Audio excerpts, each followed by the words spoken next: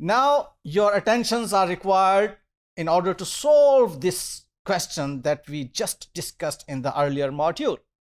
And that is about, obviously, conversion of single entry into the double entry. Question मैं आपके सामने दोबारा से दिखा रहा हूं, जिसमें कि वी लर्न के जी ये कुछ इंफॉर्मेशन जो है हमें अकाउंटेंट ने प्रोवाइड की थी और वो इंफॉर्मेशन हमने देखी, समझी, क्वेश्चन को डिस्कस किया और उसके बाद हम अब उसको सॉल्व करने जा रहे हैं. ओके, वेल, सॉल्व क्या करना है कि हमें इनकम स्टेटमेंट बनानी है और बैलेंस शीट बनानी है on that date. Obviously income statement for the period and balance sheet on that period end, जो उसकी एंड ऑफ द पीरियड या रिपोर्टिंग डेट होती है वहां पे बैलेंस शीट बना रहे हैं.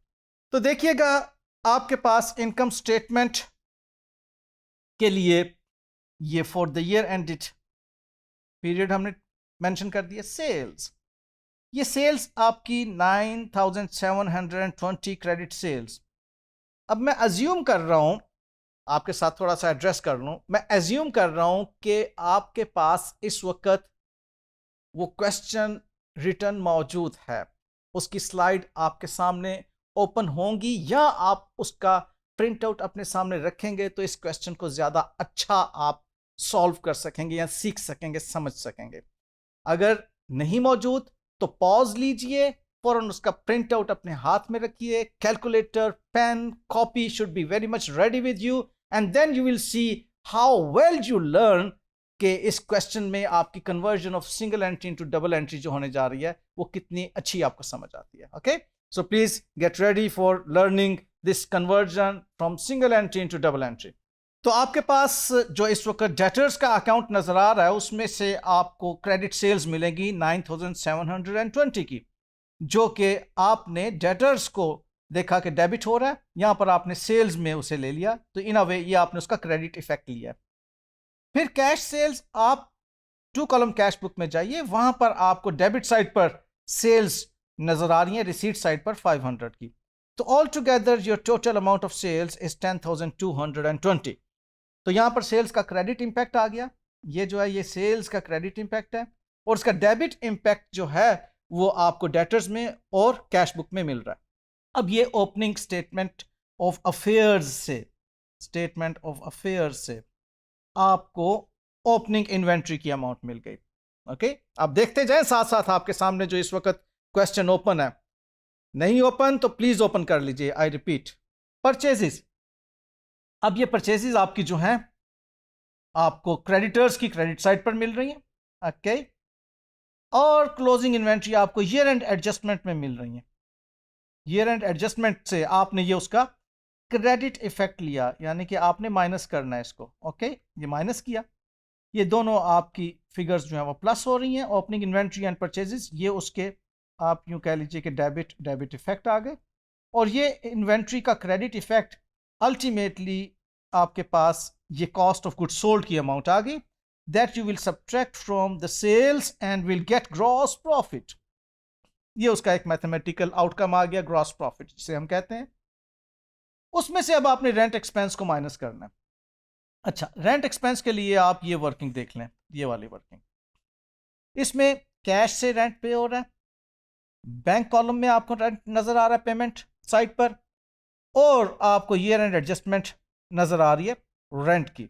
डेबिट क्रेडिट उसका अगर आप देखें तो सिंपल है, मैं यहां पर बना देता हूं आपको इसका डेबिट क्रेडिट.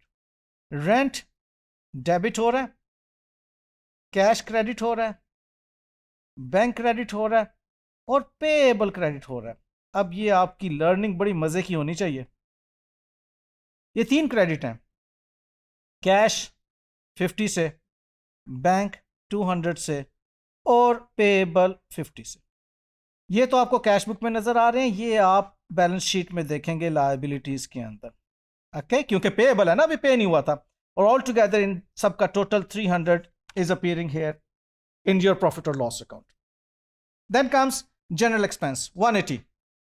ये आपको एज इट इज वहां से कैश बुक में मिलेगा.